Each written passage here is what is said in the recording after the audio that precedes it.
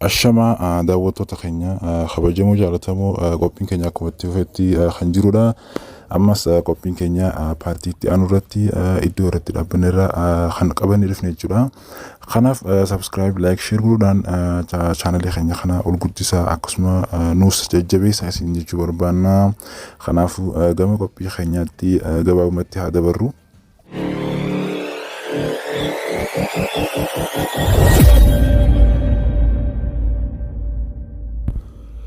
Okay, daawwattoota keenya stepii nuti irratti dhaabbanne stepiiwwan afran kana jechuudha. Step in process of applying manufacturing overhead cost dha jechuudha. Kaayyoo yookaan stepiiwwan manufacturing overhead cost yookaan manufacturing overhead kana ittiin apply goon processiiwwan arfan armaan gadii kana jechuudha. The first manufacturing overhead cost yeroo jennu kanaan dura akka ilaalletti jechuudha.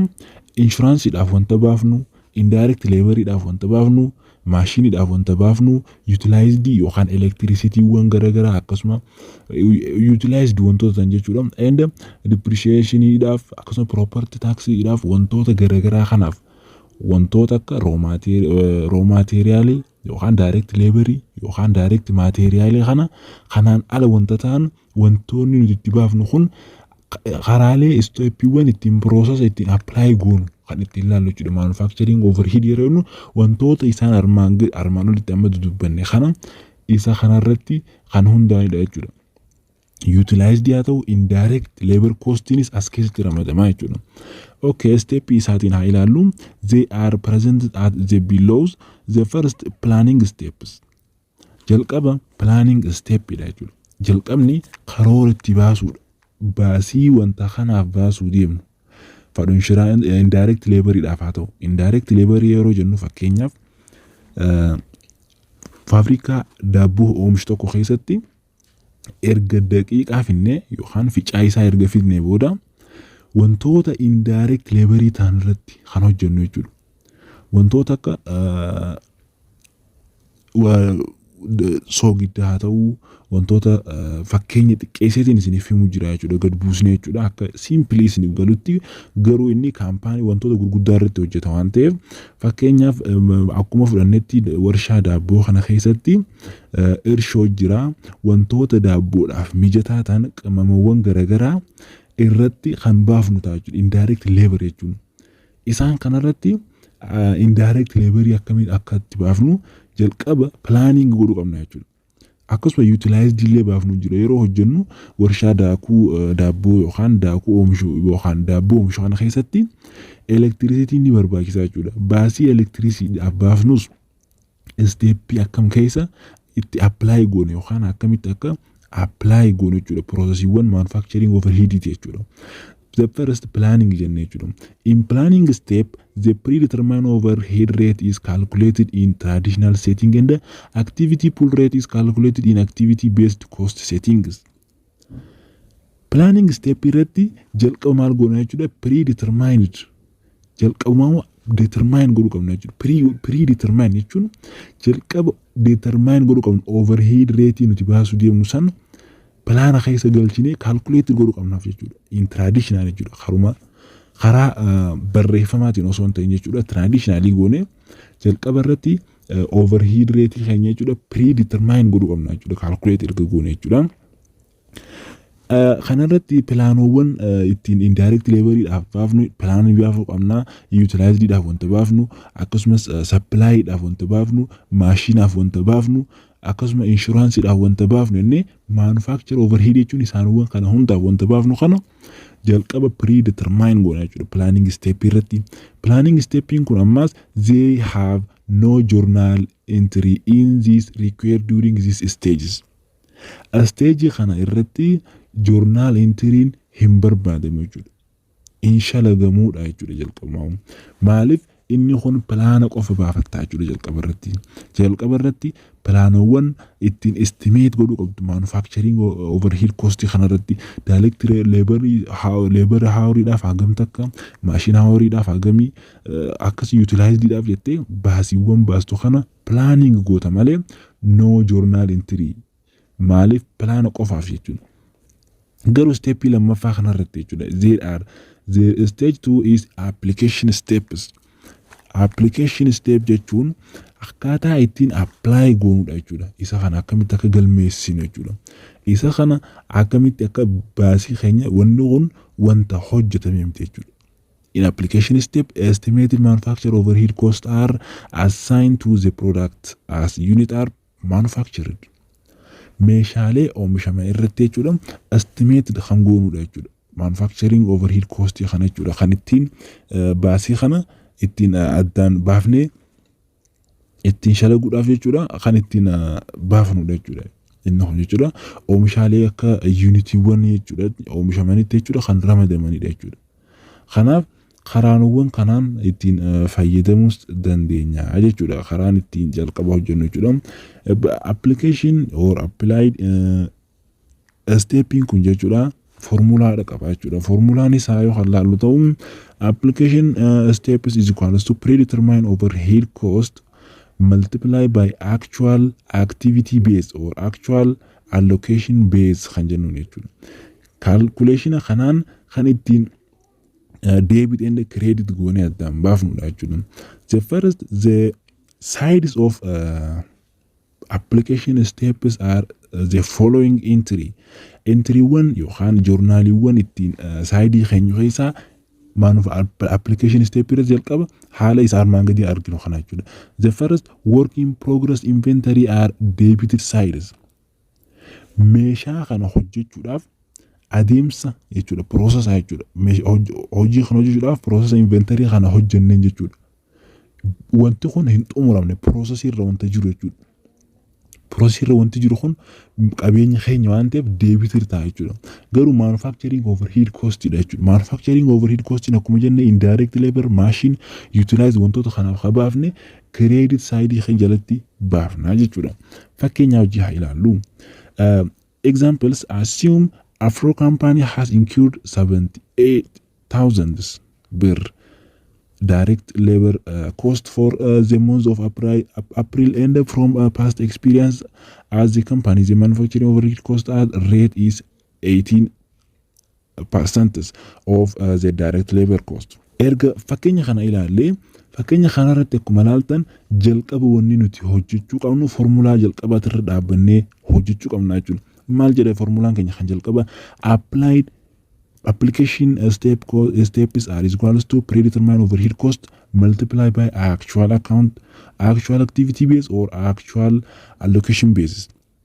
Akkuma jalqabenne 78 predetermine overhead cost dha jechuudha. Meeshaalee nuti determine goone jechuudha maallaqa itti baasuudhaaf determine goone keessaa 78 dha jechuudha. From direct labor cost for months of April baadii April keessatti jechuudha kan baafnedha jechuudha. Isa kana maaliin baay'ifna jechuudha for 18% of direct labor costs. Parsantaa 80 direct labor cost dhaaf baafna jechuudha. Nama harkaan hojjetu saniif nama meeshaa san hojjechuudhaaf deemuuf baasii nuti baafneef jechuudha. Parsantaan 80 kan isaati jechuudha. Kanaaf yeroo journal goone jechuudha. The journal entry to apply the manufacturing cost is the work in progress inventory 62,400 yeroo waliin baay'ifne jechuudha. 78 baay'isu parsantaa 80 62,400 working process inventory dhaaf baafnee jira jechuudha. Meeshaawwan kun akka inventory kun jechuudha process irra jiraataniif baasii nuti baafneef jechuudha 62,400 jechuudha. Manufacturing overhead cost dhaaf jechuun manufacturing overhead cost dhaaf 62,400 baasuu keenya debit or credit jalatti barreessina jechuudha. Karaawwan ittiin apply goonu kana jechuudha. Jalqaba irratti akkaataa ittiin apply godhu qabnuutu beekamuu qaba jechuudha. And the third recording steps haala ittiin recording goonu kan ittiin ilaallu ta'a jechuudha kunis. In the recording steps, the actual manufacturing overhead cost incurred during the account period are recorded. Manufacturing overhead cost jechuudha in recording step irratti the actual manufacturing overhead cost to record ta'a jechuudha. Actual jechuun wantoota qabatamaan ta'e jechuudha. Wantoota qabatamaan kennaman jechuudha. Wantoota fakkeenyaaf jalqaba irratti wanti nuti ilaalle kan appilikeeshinii irratti wantoota baasuudhaaf deemnu keessaa parsantaan 80 ni baafna jedhamee wanta kaa'amedha jechuudha. Garuu riikardiing isteepii irratti jechuudha wantoota raawwataman kan ittiin riikardi goonudha jechuudha. Kanaaf isa kana yeroo riikardi goonu jechuudha. The first this cost will be part of actual product costs. Partiin baasii kana ittiin baafnu riikardii kana keessatti actual productiin yookaan oomishni qabatamaan baasiin baafuuf jechuudha. Indirect material ta'uu danda'a, indirect labor ta'uu danda'a, depreciation, property tax and other product costidhaaf bahuu danda'a jechuudha. Kanneen kanaaf akkamitti akka bees fakkeenyaa waliin yeroo gabaabsinee isiniif ibsinuuf isiniif galaa jechuudha. The first sideewwan isaanii haa ilaallu.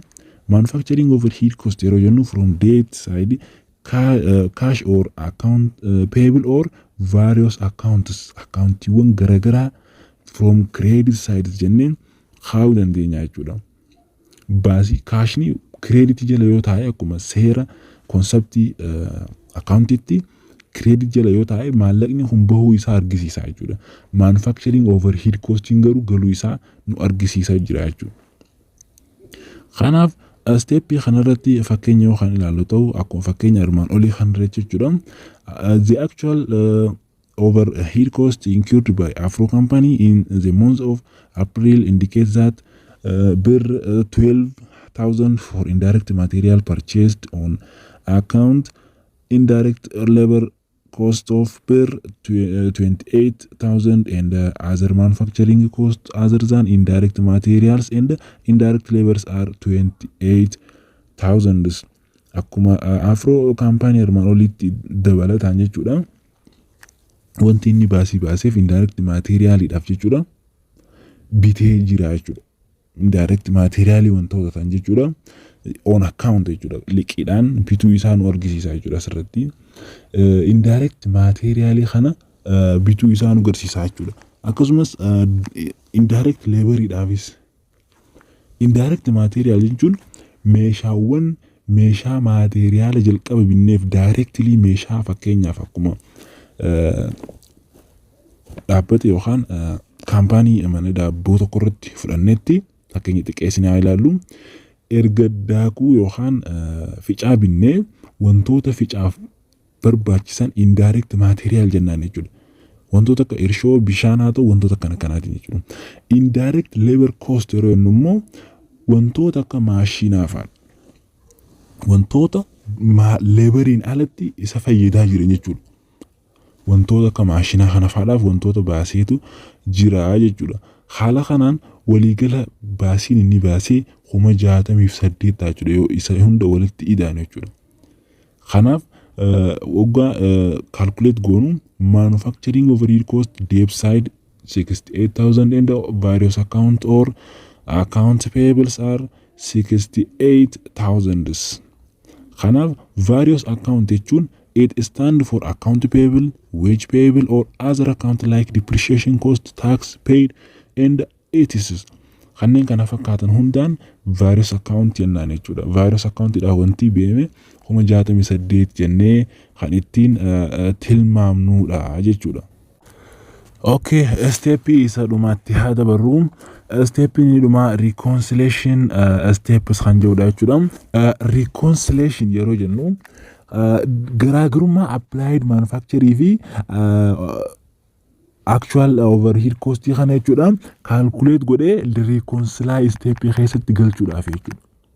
Isaan lamaan kana garaagarummaa isaanii ilaalee kan walitti simsiisu jechuudha. Reconcile kan godhudha jechuudha. Erga kana hubanne jechuudha. Simply wanni beekuu qabdan isaanuma armaan gadii kana jechuudha.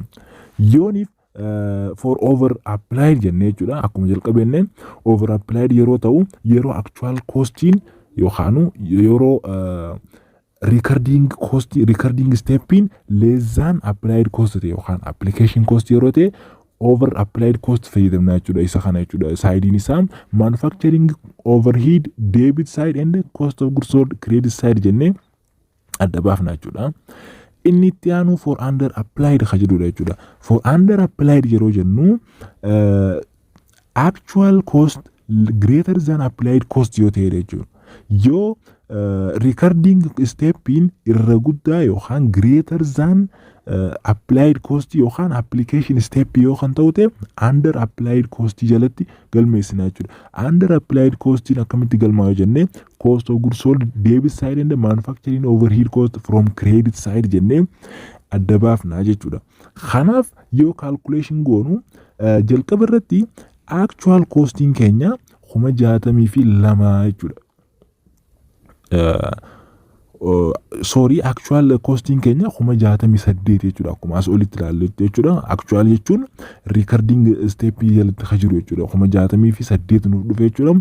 Applied costing garuu yookaan application costing application steppiin 62 fi 400 nuuf dhufe jechuudha. Garaagarummaa isaanii kana yoo ilaallu applied actual cost greater than applied cost ta'uu nu argisiisa jechuudha. Kanaafuu maal jennaan jechuudha. Akkuma as olitti dubbisnetti under applied cost jennaan jechuudha. Akka sirriitti isiniif galuufin isiniif irra deebi'aa jira jechuudha. Actual costing yoo under yookaan actual costing yoo irra guddaa applied cost ta'e under applied cost ta'a jechuudha. Kanaaf 68 irra guddaa 62 fi 400 ta'e jechuudha. Kanaafuu under applied cost jennee galmeeffannaa jechuudha. Yeroo kana formulaan nuti fudhachuu qabnu kan ta'uu qaba jechuudha. Under applied cost kan ta'uu fudhannaa jechuudha. Under applied costing side isaa cost of goods sold from debit side and manufacturing overhead cost from credit side jennee galmeeffannaa jechuudha. Kanaaf garaagarummaa isaa yoo halaallu ta'u amma lakkoofsa kanarratti 68 hir'isuu 62 fi 400 jechuudha. Isaan lamaan kana jidduu garaagarummaan jiru meeqa jechuudha? 5,000 fi 600 jechuudha. 5,600 ta'a jechuudha. Kanaaf isa kana fuunee maal goonaa jechuudha? For under applied cost irratti galmeeffannaa jechuudha. Maaliif under applied waan ta'eef jechuudha. The actual costs are greater than applied cost waan ta'eef. Kanaaf cost of goods sold are 5,600 and manufacturing overhead cost are 5,600 jennee galmeeffannaa jechuudha. Erga steppii afran kana akkanatti galmeeffannee 5,600 kana allocate goonaaf jechuudha. Isaanowwan sadeen kanaaf jechuudha. Maaliif working progressive finish goodii fi cost of goods soldidhaaf isaanowwan sadeen kanaaf allocate goonaa jechuudha. Maallaqni isaan lamaan kana jidduutti hafe 5,600 ta'uu argisiisaa jechuudha. Maaliif 68 irraa 62,400 erga hir'isne akkana nu dhufu waan ta'eef yeroo kana assume that the Afro company has bir 50,000 are working progress and the bir 30,000 are finished goods reported in its balance sheet and the bir 100,000 and 20,000 cost of goods sold. Isaanowwan sadeen kun jechuudha reported in its income statement. Galii isaan kanaa jechuudha. Isaanowwan kanaaf akkamitti akka allocate goonu halaallu ta'a jechuudha. Allocation isaanii under applied waan ta'aniif under applied jalatti hojjannaa jechuudha. Akkuma asii olitti laalleetti jechuudha. Kanaaf working progress yeroo hojjannu working progress is equals to working progress over cost of goods sold times manufacturing overhead cost jennee galmeeffannaa jechuudha. Yeroo kana working progressing keenya akkuma fakkeenyaaf kan namatti 50 hir'isuu cost of goods sold cost of goods sold keenya 200 jechuudha. 200 onni ta'eef ida'amni isaan hundaa jechuudha. Cost of goods sold keenya meeqa jechuudha? 200 nuuf dhufa jechuudha. 200 erga dhufee maaliin baay'ifnaa jechuudha. Erga waliif irree isa reconciliation goone kanaaf baay'ifnaa jechuudha. 5,600 baay'ifnaa jechuudha. Waggaa kanaan baay'ifnu working progressiin hagam takkatu allocate ta'eef jennee kan laallu ta'a jechuudha. 5,600 irraa 1,400 working progressiidhaaf allocate wanta ta'e jechuudha. Akkasuma finish goodii irrattis finishing goodiin keenya 30 over cost of goods sold times 5,600 yeroo jennu 840 nu dhufa jechuudha. 5,600 irraa finish goodiidhaafis 840 kan allocate goonuudha jechuudha.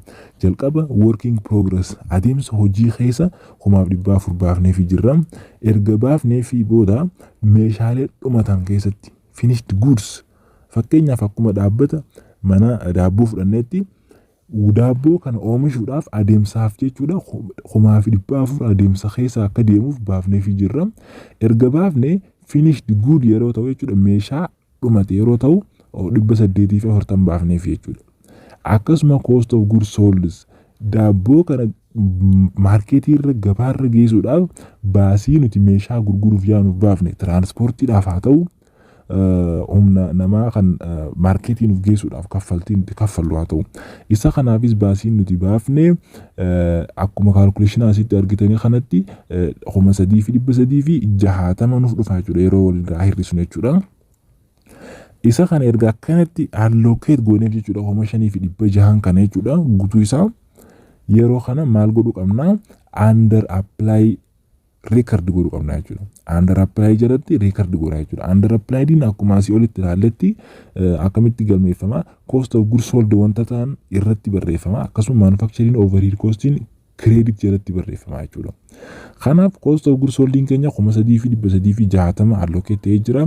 Working progress akkasuma debit side irratti akkasuma finish good keenyaas akkuma asii olitti argannetti debit side jalatti barreeffannaa jechuudha.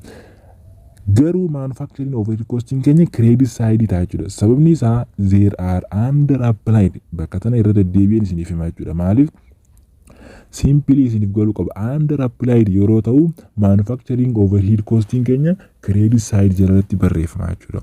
If over applied costs are there are vice versa of under applied costs. Over applied cost osoo ta'e jechuudha munni amma ilaalle kun guutuun isaa jechuudha. Sorry. Under applied cost ilaallee turre amma osooniif over applied cost jechuudha faallaa isa kanaa ta'a jechuudha. Cost of goods sold akkasuma working progress fi finished good credit side jalatti barreessinee manufacturing overhead cost garuu debit side jalatti barreessinee xumurraa jechuudha. Hayyeegaa barattoota keenya simply karaa kanaan akka galmeessan akkasumas karaa kanaan shaakaluu qabdan jeetiin abdadhaanis yoo kan isiniif hin gallees komentii jalarratti akkan example biraatiin isiniif dhufuus naaf barreessaan isiniin jaa akkasuma chaanaalii keenya Haarii Ashaam News kan jedhu seenaa join seenaatii wantoota garaagaraa exaamii garaagaraa proposal garaagaraa wantoota irratti immoo manufacturing overhead cost allocation using traditional approach kan jedhu kanarratti isiniif qopheessinee dhufnu waan ta'eef like share godhuudhaan nuuf heddummeessaa isiniin jennaa jaallatamtoota keenya nageetti isiniin jechuu barbaanna.